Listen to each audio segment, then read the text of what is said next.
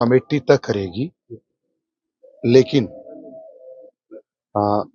इस कांग्रेस सरकार ने एक भी अंग्रेजी माध्यम स्कूल नहीं खोला है। ये झूठ बोल रहे हैं। इन्होंने हिंदी स्कूलों को अंग्रेजी माध्यम में परिवर्तन करने का नाम लेकर के एक बोर्ड लटका दिया है, जहां न तो अंग्रेजी माध्यम पढ़ाने वाले अध्यापक हैं, न ही उनके लिए बिल्डिंग है, न ही और दूसरे संसाधन हैं, न ही शिक्षक दिए हैं। शिक्षक नहीं देने से जो हिंदी विद्यालय में पढ़ रहे थे बच्चे, उन्हीं के आधे शिक्षक उसमें से निकाल करके और बोर्ड लटका के उसमें कर दिए।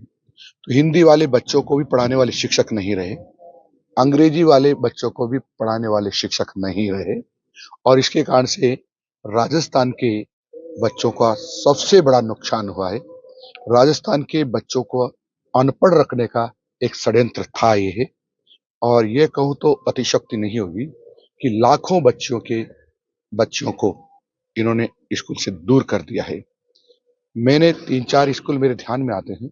कोटा जिले का एक सामगावत स्कूल है, साढ़े 800 बच्चियां वहां पढ़ती थी, उसको अंग्रेजी माध्यम कर दिया। वहां 150 बच्चियां रह गई। कुछ गरीब परिवारों की बच्चियां थी, उन्होंने स्कूल छोड़ दिया। कुछ पैसे वाले थे, वो प्राइवेट स्कूल में चले गए। इसी प्रकार से जिन जिन बालिका विद्यालयों को उन्होंने अंग्रेजी बनाया है, उसमें से अधिकांश बच्चों ने स्कूल छोड़ दिया है, क्योंकि कोई भी माँ बाप 8-10 किलोमीटर दूर रोज पढ़ने के लिए भेजेंगे, ये आज के जमाने में संभव नहीं है। इसलिए ये सरकार हमारी छात्राओं की भी दुश्मन साबित हुई और उनको शिक्षित होने से वंचित कर दिया है। सर, देखा जाए तो तबादला नीति शिक्षा विभाग एक ऐसा विभाग है जहां साल में 2 बार परीक्षाएं होती हैं,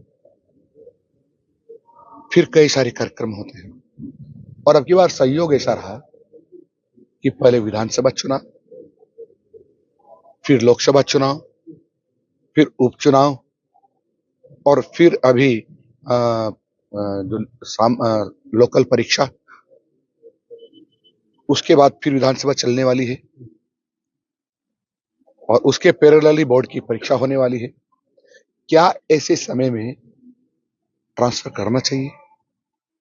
इससे यदि इस समय में हम बच्चों के अध्यापकों के ट्रांसफर करते हैं, तो हमारी सारी परीक्षा की व्यवस्था हो जाती है। अध्यापक अपना कोर्स पूरा नहीं करा सकते थे, क्योंकि इंटीमेसी हो जाती बच्चों में टीचर में। जो एकदम नए टीचर आते हैं, तो 10-15 दिन तक उनकी इंटीमेसी नहीं हो पाती है। इसलिए जो शिक्षा विभाग का ये निर्णय था, मेरे हिसाब से उचित है, और हम 15 मार्च के बाद माननीय मुख्यमंत्री से अनुमति लेकर के निश्चित रूप से ट्रांसफर करेंगे।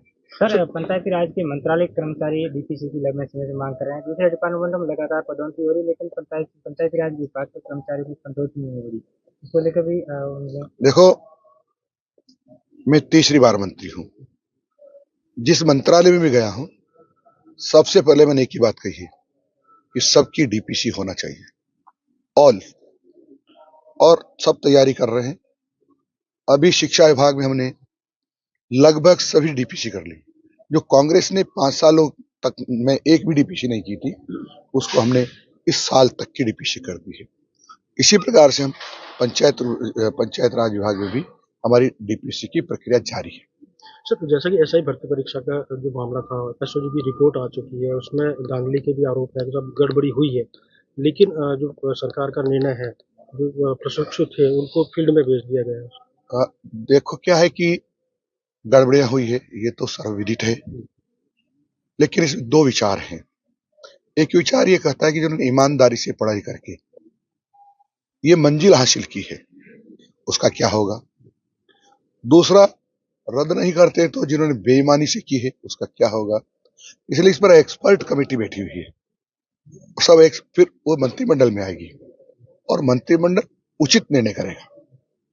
पंचायती राज चुनावों को लेकर बात पुनर्गठन की बातें भी हो रही है, लेकिन कब तक क्या वो पुनर्गठन कब तक हो जाएगा? साथ ही साथ जो सरपंच है वहाँ उनको हटाया जाएगा, प्रशासक नियुक्त किया जाएगा, या फिर एक बात चली कि मध्य प्रदेश वो सरपंचों का 5 साल में एक दिन भी कम नहीं किया जाएगा। 5 साल वह अपना काम करेंगे।